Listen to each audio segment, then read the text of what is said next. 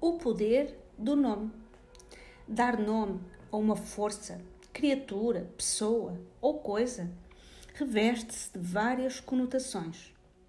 Em culturas onde os nomes são escolhidos cuidadosamente pelos seus significados mágicos ou auspiciosos, saber o nome verdadeiro de uma pessoa significa conhecer o caminho de vida e os atributos da alma dessa pessoa. E a razão pela qual, muitas vezes, os nomes são mantidos em segredo é para que o dono ou a dona do nome possa acostumar-se ao seu poder. Protege o nome de modo a que ninguém possa denegri-lo ou desviar a atenção dele, e de modo a que o poder espiritual da pessoa se possa desenvolver até atingir a plenitude. Nos contos populares e nas histórias de fadas existem diversos aspectos adicionais relacionados com o nome. Aspectos esses que são visíveis no conto de Manaui. Embora haja alguns contos onde o protagonista procura o nome de uma força malévola de modo a exercer poder sobre ela, regra geral, a procura do nome deve-se ao desejo de poder evocar essa força ou pessoa, à necessidade de ter essa pessoa próxima de si e de ter um relacionamento com essa pessoa. A segunda intenção foi o que ocorreu no caso da história de Manaui. Ele andou para trás e para a frente, ia e vinha, em esforços sinceros para retirar o poder do dois da frente dele. Está interessado em obter os nomes das raparigas, não de modo a aproveitar o poder delas, mas sim para adquirir um poder próprio igual ao delas. Saber os nomes significa obter e manter a consciência da natureza dual. Por muito que alguém deseje, ou até recorrendo ao uso de algum poder especial, não se pode ter uma relação profunda sem saber os nomes. A descoberta dos nomes da natureza dual, dos nomes das duas irmãs, é uma tarefa inicialmente tão difícil para mulheres quanto para homens. Mas não é necessário angustiarmos-nos exageradamente. Se estamos interessados em descobrir os nomes, então já estamos no caminho certo. E quais são os nomes exatos destas duas irmãs simbólicas na psique feminina? Evidentemente, os nomes das dualidades variam de pessoa para pessoa, mas tendem a ser, de alguma forma, opostos, tal como ocorre com boa parte do mundo natural. À primeira vista, podem parecer demasiado extensos e sem qualquer padrão ou repetição. Mas uma observação mais cuidada da natureza dual, as perguntas que lhe fazemos e a atenção que prestamos às respostas revelará rapidamente um padrão. Um padrão que é, evidentemente, muito vasto, mas que manifesta uma estabilidade como as ondas que vão e vêm. As suas marés altas e baixas são previsíveis, as suas correntes profundas mapeáveis. Na questão da adivinhação dos nomes, preferir o nome de uma pessoa é pedir um desejo ou uma bênção de cada vez que é pronunciado. Identificamos estes temperamentos duais em nós próprios, para associar ego e espírito. Posto por palavras humanas, a esta identificação e associação dá-se o nome de amor próprio. Quando acontece entre duas pessoas individuais, dá-se o nome de amar o outro. O Manaui tenta várias vezes adivinhar os nomes das gêmeas, mas não consegue fazê-lo usando apenas a sua natureza mundana. O cão, que representa a intuição, age em nome de Manaui. Muitas vezes, as mulheres gostam de encontrar companheiros assim, com este tipo de sagacidade e resistência para continuar a tentar compreender a sua natureza profunda. Quando a mulher encontra um companheiro feito desta massa, oferece-lhe lealdade e amores eternos. Na história, o pai das gêmeas age como guardião do par místico. Simboliza uma faceta intrapsíquica real que assegura a integridade das coisas que têm de permanecer juntas e que não se podem separar.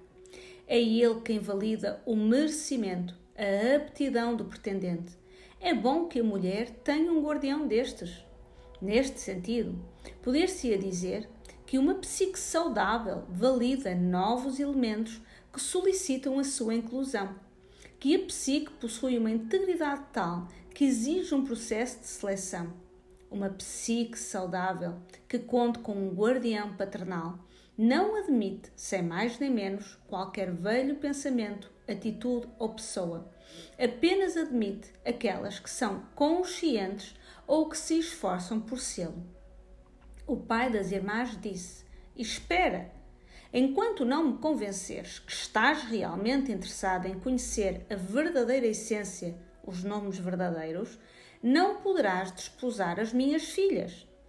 O pai queria dizer: não basta pedir para que compreendas os mistérios das mulheres. Deves primeiro dedicar-te.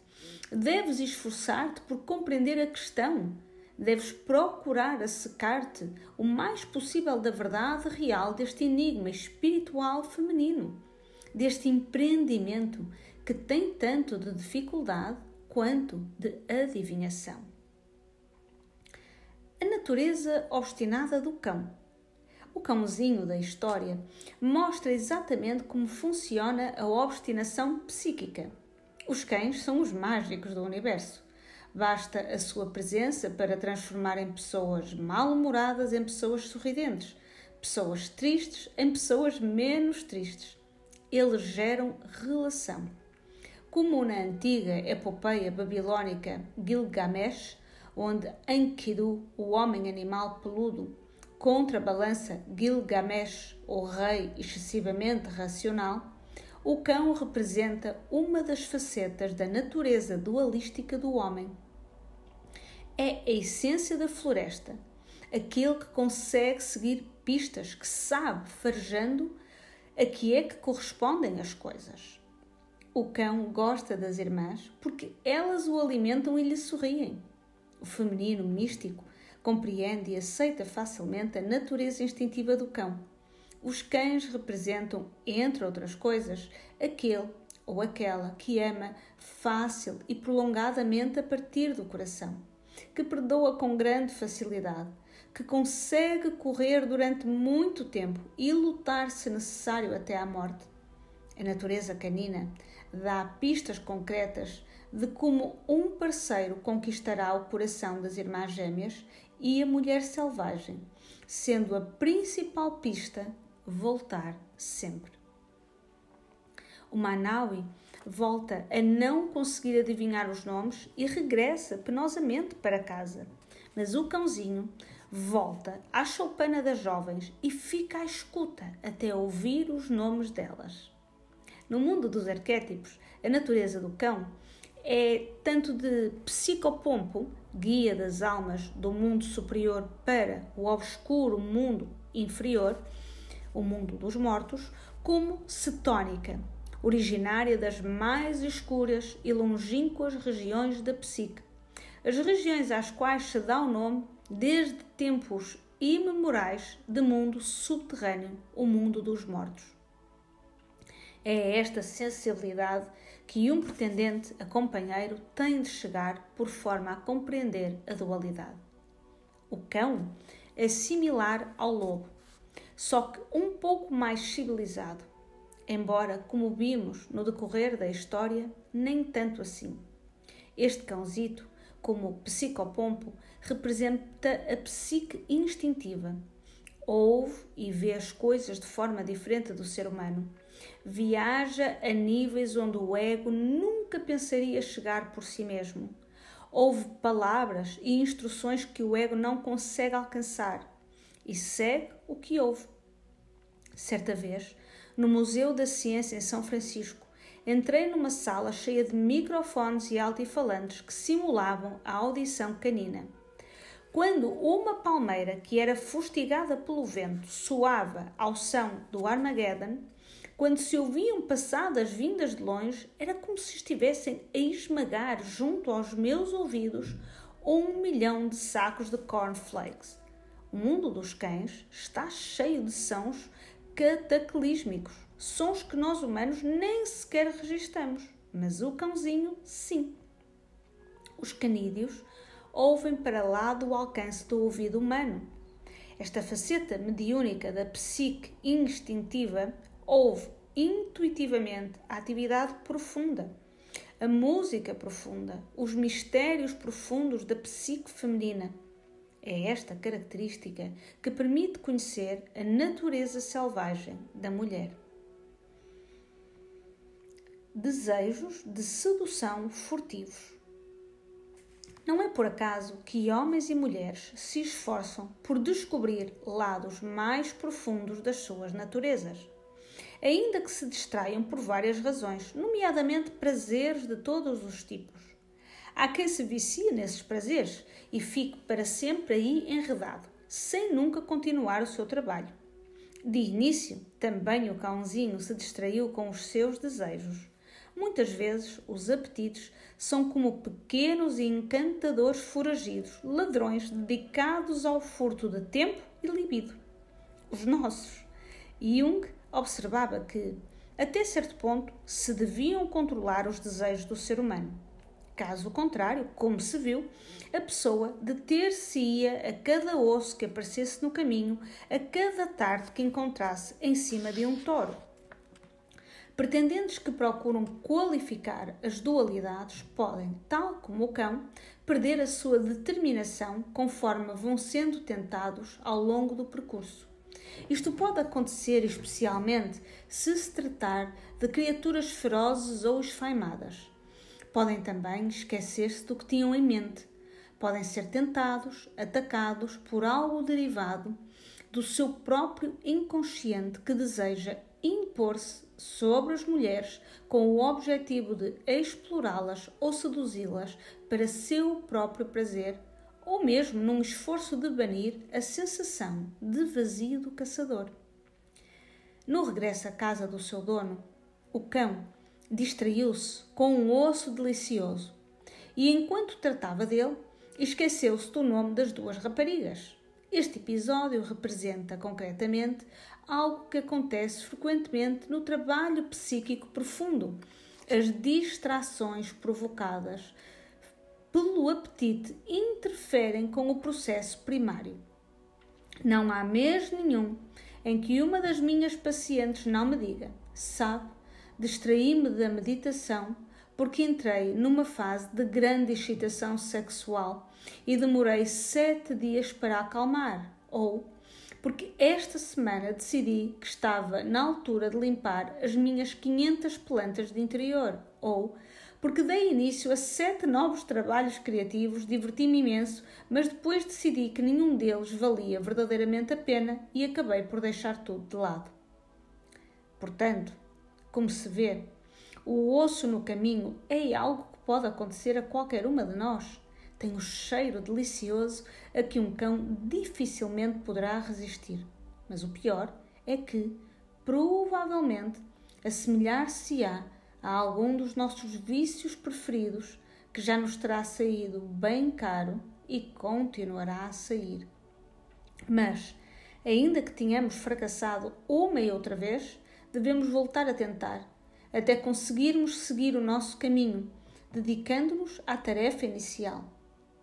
O ímpeto do nosso trabalho profundo é similar à excitação sexual, pelo facto de começar do zero, acelerar em patamares, atingindo depois uma fase duradoura e intensa. Se os patamares são interrompidos bruscamente, imagine um ruído intenso e inesperado, é preciso começar tudo de novo. Há uma tensão de excitação similar quando se trabalha com camadas arquétipicas da psique. Se a tensão for interrompida, tem de se começar quase do zero. Portanto, há que terem atenção que há muitos ossos no caminho. Ossos suculentos com um ótimo aspecto, interessantes, ossos absolutamente excitantes, mas, de alguma forma, eles arrastam-nos para uma espécie de amnésia que nos faz esquecer não só em que ponto do nosso trabalho nos encontrávamos, mas igualmente qual era a tarefa em questão. O Corão avisa-nos inteligentemente que nos serão pedidas contas de todos os prazeres que nos eram permitidos em vida e dos quais não usufruímos enquanto estávamos na terra. Contudo, um excesso ou até apenas um bocadinho a mais de uma coisa boa no momento errado pode provocar uma grande perda de consciência. Então, em vez de um impulso súbito de sabedoria, caminhamos à toa como um professor distraído a murmurar: afinal, onde é que eu ia? Levamos semanas, por vezes meses, a recuperar destas nossas distrações. Na história, o cão volta a correr à choupana das irmãs. Ouve novamente os seus nomes e regressa a toda a velocidade. Este canídeo tem um instinto certo de tentar vezes sem conta, mas eis que uma tarte de kumquat o distrai novamente e lá se vão os nomes das raparigas. Um outro aspecto do apetite assaltou a criatura, desviando-a mais uma vez da sua tarefa. E embora ficasse de barriga cheia, o trabalho da sua alma não foi satisfeito. Começamos então a compreender que este processo de se manter consciente e particularmente de não ceder a apetites que nos distraiam, enquanto tentamos obter uma ligação psíquica, é um processo longo. Um processo ao qual é difícil mantermos absolutamente fiéis. Vemos o astuto cãozinho a tentar esforçar-se ao máximo. Contudo, custa muito sair do inconsciente arquétipo profundo para o consciente. Custa muito conseguir voltar aos nomes, voltar de novo à realidade. Manter o conhecimento ao nível do consciente é difícil quando se tropeça em ciladas pelo caminho. A tarte de kumquat e o osso representam seduções que nos distraem e que são simultaneamente deliciosas. Por outras palavras, na psique encontraremos elementos tortuosos, traiçoeiros e deliciosos. Estes elementos são contrários à consciência. Desenvolvem-se mantendo as coisas excitantes e na obscuridade. Por vezes é difícil lembrar-nos que estamos a lutar para manter viva a emoção da luz. Nesta história, o cão é quem traz a luz. Está a tentar estabelecer uma ligação consciente à natureza dual mística. Há algo que, ritmicamente, tenta evitá-lo. Algo que é invisível, mas que, quase garantidamente, é responsável pela colocação dos ossos e pela fixação das tartes. Não há dúvida que este será o desconhecido de negro, uma outra versão do predador natural da psique que se opõe à consciência.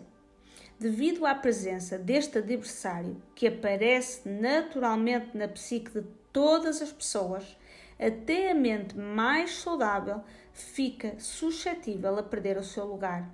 Lembrarmos da tarefa real e recordarmos-nos dela vezes sem conta, praticamente ao jeito dos mantras, conduzir-nos-á de volta ao consciente.